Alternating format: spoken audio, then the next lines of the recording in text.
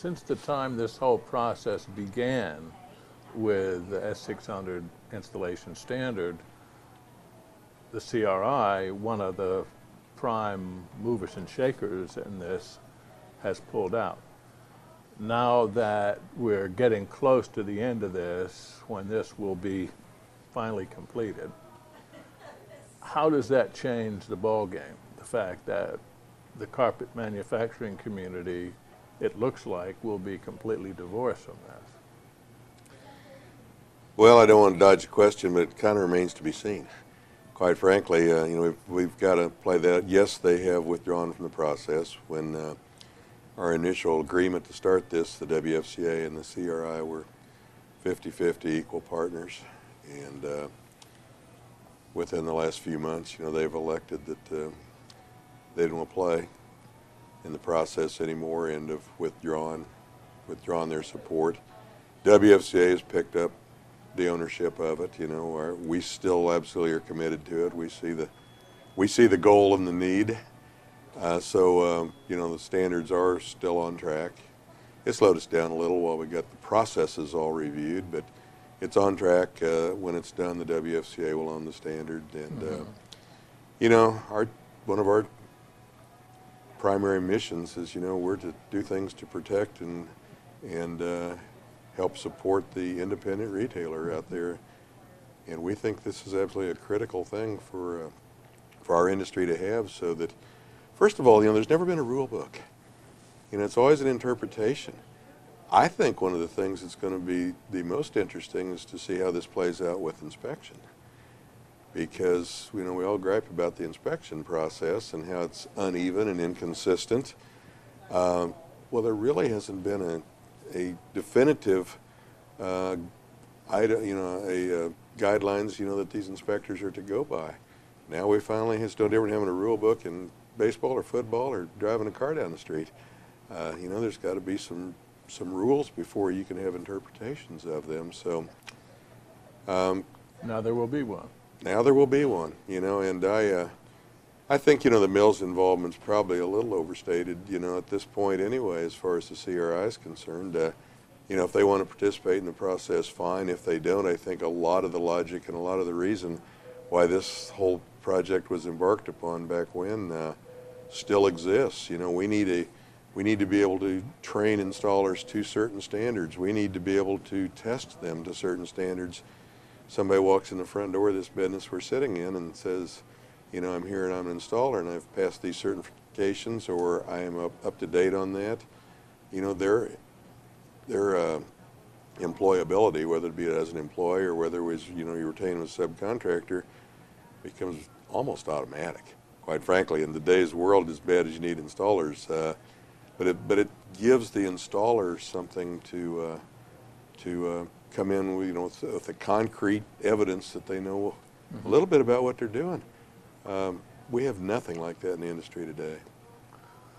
How will you make this available to people in the field? And the reason asking that question is I've had people on this program say, I understand people are going to have to pay for this, or this will be available through some entity at a cost. Is that the way this will be dispersed? Well, the WFCA is going to own it.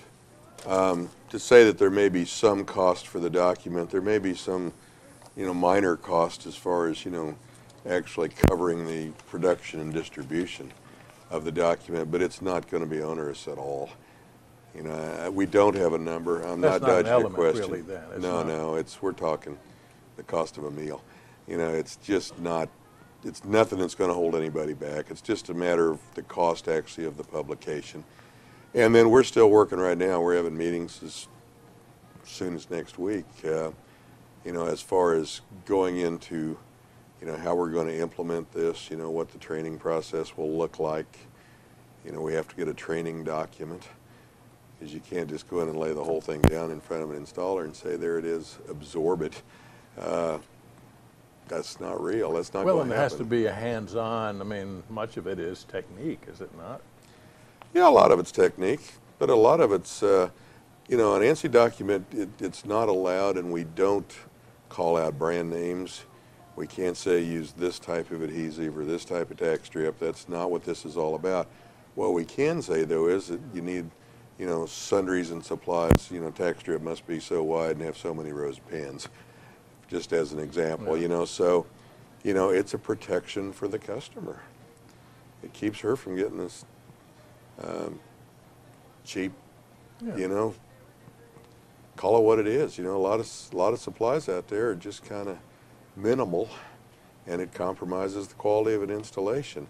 Some customers don't care, and that's all they want to pay for. So it establishes what, minimum quality, something like that? Yeah, minimum quality. Things that installers, a lot of it is hand techniques.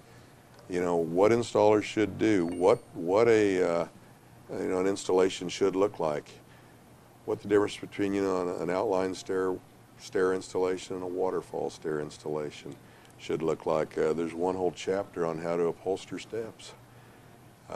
Quite frankly, this is a how-to document as much as anything. And if I were training, if I had an apprentice program, whether it be through a school or whether it be through a store that was trying to train their own installers, I think this would be a great document, because now we're all consistently doing things the same way, even-handedly.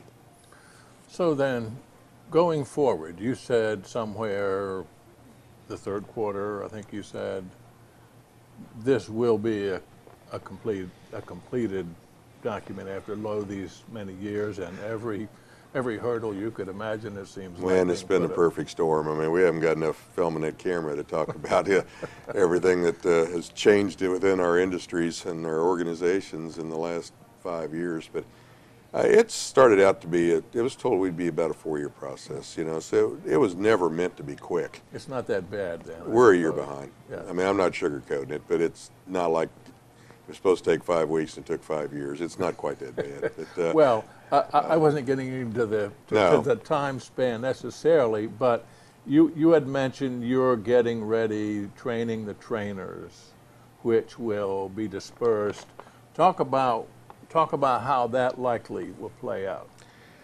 Well, it's going to be available through various entities. I mean, some of the, not to call out all the names, but several of the unions or install programs, things like that, they will certainly have this available to them where they'll train their own people. They have schools and they do a nice job, and they're not going to have to come to an outside third-party organization to get trained. We will just make it available where they can have the book, if you will, and establish their own curriculum and get the thing trained. If people have in-house installation workrooms, things of that nature, I would anticipate that they would be able to get the curriculum and do training, per the instructions that we'll have there. Then that leaves the rest of the world, and I am sure that there are going to be regional train the trainer things. Again, we're a little sketchy on detail just simply because we don't have a time frame. We're getting to where we know pretty close, but once we hand this thing to ANSI and say, review it and bless it, that's kind of like sending it off to the government and they'll send it back. Someday you'll get it in the mail. There is not an absolute deadline on it. You can't imagine it will be quick, but whatever. One of the things, and I've been to installation seminars where you were one of the leaders, and there was a request for a show of hands for people who had ever heard or who had used CRI 104, 105, which had been the standard or something that was looked at as a standard up until now, and not a whole lot of hands went up. I've also heard similar stories in ceramic tile where the handbook, which looks like the Manhattan phone book, same question, same response. Yeah. That's a challenge to change that. How can you even hope to do that? Well, it's got to start at the top. And by that I mean it's got to be important to the store owners. It's got to be important to the workroom owners, the union leaders, whatever. If they see the value in it, then, they will impart it and show the value to the installers, and hopefully the good share of them will buy in.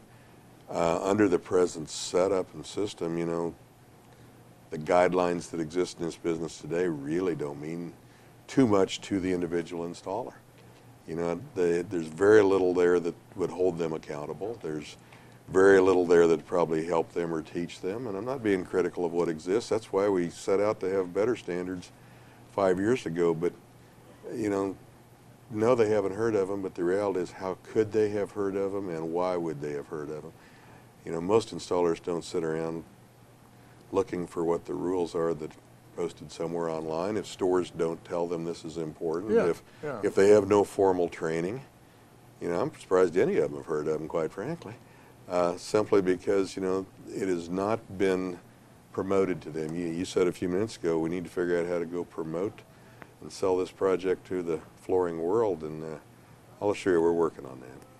Well, it is quite a, you know, it's quite a project, it would seem to me. I mean, I suppose if there were some magic way to get it in their hands, as you said, it wouldn't mean a lot to a lot of people. This has been a fulfilling project in many respects, Dave, and in others, it's kind of like a lot of things. If you knew what you're getting into when you said yes, you might have rethought the answer. But having gotten this far into it, now's not the time to stop. You know, there's now we got to see the implementation of it. That's going to be the real key. Well, you were saying that getting into this thing 5 years ago, nobody had expected it would be as treacherous as it was, but you're really just starting right now. I mean, now you have it. Now it just, the ball game begins. Yeah, it's taken this long to agree. And it hasn't been a necessarily disagreeable process. I don't want to leave you with that impression. The meetings and all we had factions in the room that quite frankly hadn't agreed on much in the last few years. And we had pretty harmonious meetings. That's maybe the biggest story out of this. People that wouldn't even be in the same room at the beginning ended up producing a heck of a fine piece of work. I think when we're all done, we're going to forget it took 5 years, and we're going to say it's a pretty saying I use all the time is, you know, people don't want to hear about the labor, they just want to hold the baby. I think that's kind of where this is going to be. You know, we're really probably going to forget the time it took, and, you know, the late night phone calls and the airplanes you had to get on and all the things it took to get this done. And when the results are done, plus one thing about an ANSI document, it does have to be reviewed periodically. I believe it's every 5 years, so that if people will get to have some continuing education. That's another problem our industry has. We have installers out here that getting gray in the temples that may have learned things the correct way, but that was 10, 15 years ago. And everything has changed, you know, as far as the backings on the material, speaking to carpet now, the temperatures, the fibers, the tapes, the tools, it's all changed. And yet we have nothing that mandates that they have any type of continuing education. We have very little of an avenue, a pipeline for them to get this education.